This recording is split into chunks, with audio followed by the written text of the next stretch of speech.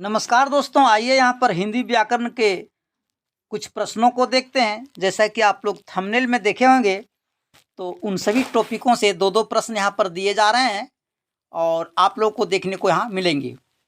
तो चलते हैं और सीधे सीधे प्रश्न पढ़ करके और सही ऑप्शन को देखते हैं। ये क्या कह रहा है कि वीरांगना शब्द का पुल्लिंग रूप क्या होगा।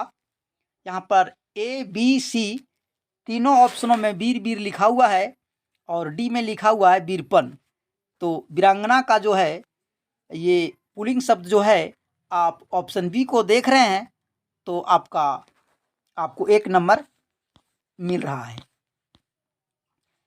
2 नंबर का प्रश्न, वहाँ पर वीरांगना का पुल्लिंग पूछ रहा था और यहाँ पर महाशय का स्त्रीलिंग रूप पूछ रहा है। तो कौन सा हो जाएगा, आप देख रहे हैं और यदि देख रहे हैं तो आप ऑप्शन ए को देख रहे हैं तो आपको यहाँ 1 नंबर और मिल रहा है, महाशया। आगे 3 नंबर के प्रश्न को पढ़ेंगे। निम्न में से किस शब्द का वचन परिवर्तन असंगत है, जो गलत है।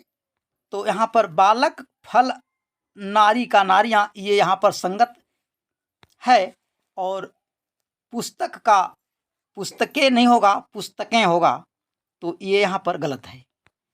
आगे बढ़ते हुए और यहाँ पर एक शब्द है, ये वाक्य है, बालक पढ़ रहा है का बहुवचन रूप क्या होगा।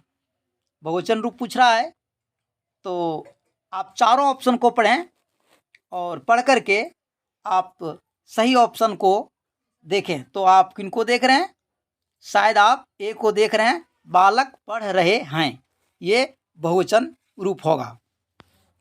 आगे बढ़ते हैं और ये नेक्स्ट प्रश्न को पढ़ते हैं। कारक से है मित्रों, तो आप 8 कारकों को पढ़ लेंगे।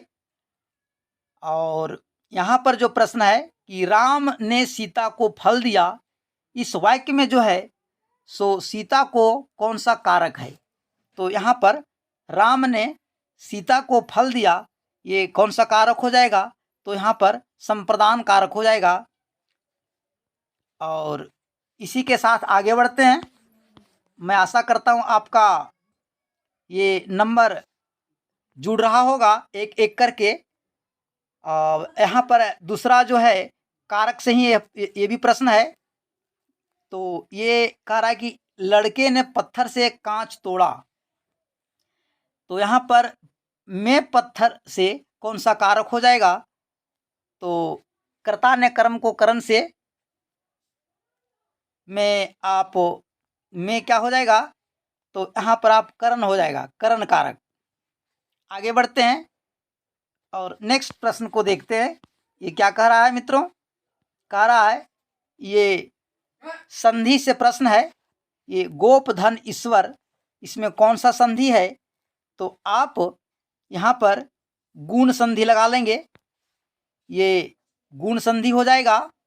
आगे बढ़ते हुए और ये संधि से ये दूसरा सवाल, ये रामोचार शब्द में कौन सी संधि है।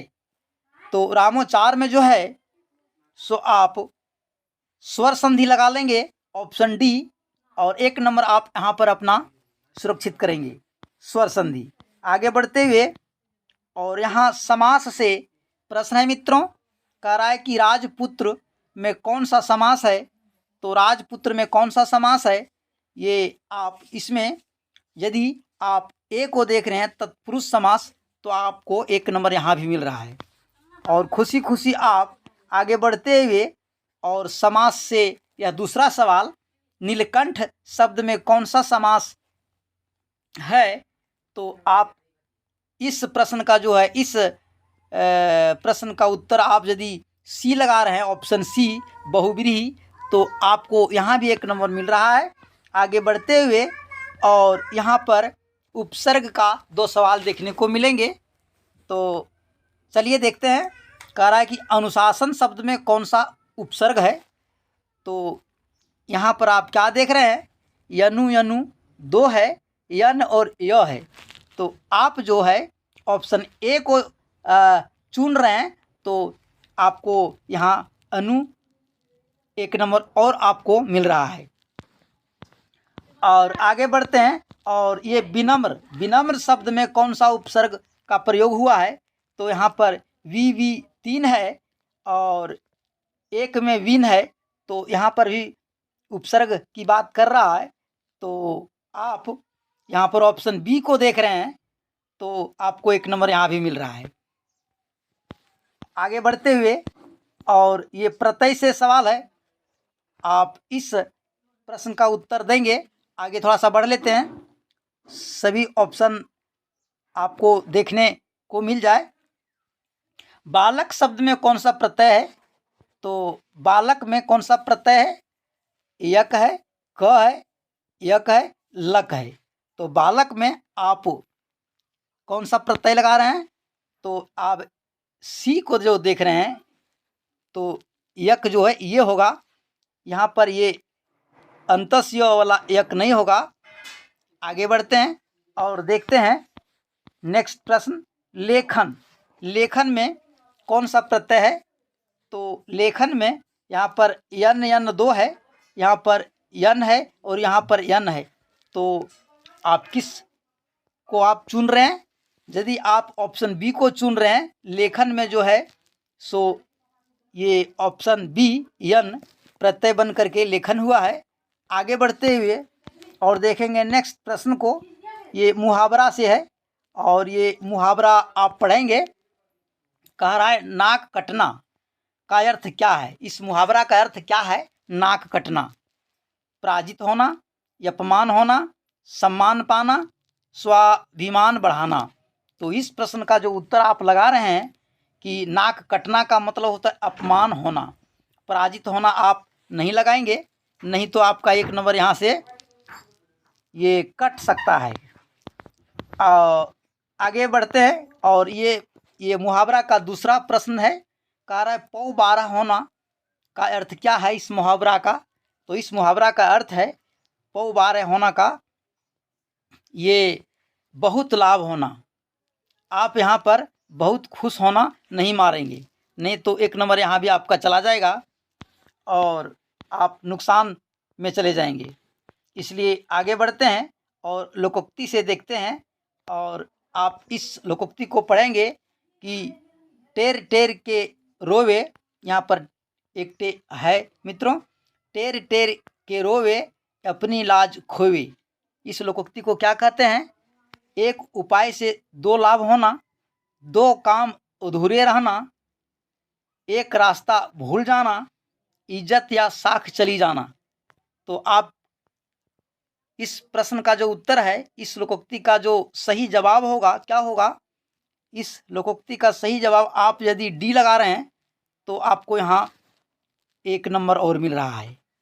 और आगे बढ़ते हुए और देखेंगे ये लोकोक्ति का दूसरा प्रश्न। कह रहा है जीते जग में मनुज है तेते यह विचार। जीते जग में मनुज है तेते यह विचार का अर्थ क्या है? इस लोकोक्ति का अर्थ क्या होगा?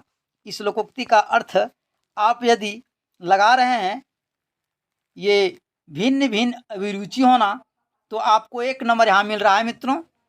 और आगे बढ़ते हुए, आगे हम अब नहीं बढ़ पाएंगे क्योंकि यहाँ पर आपको 18 प्रश्न यहाँ पर आप लोगों ने हल किया। तो जाते जाते और ये अंतिम प्रश्न को आप देखें और आप अपना स्कोर अधिक से अधिक किए होंगे।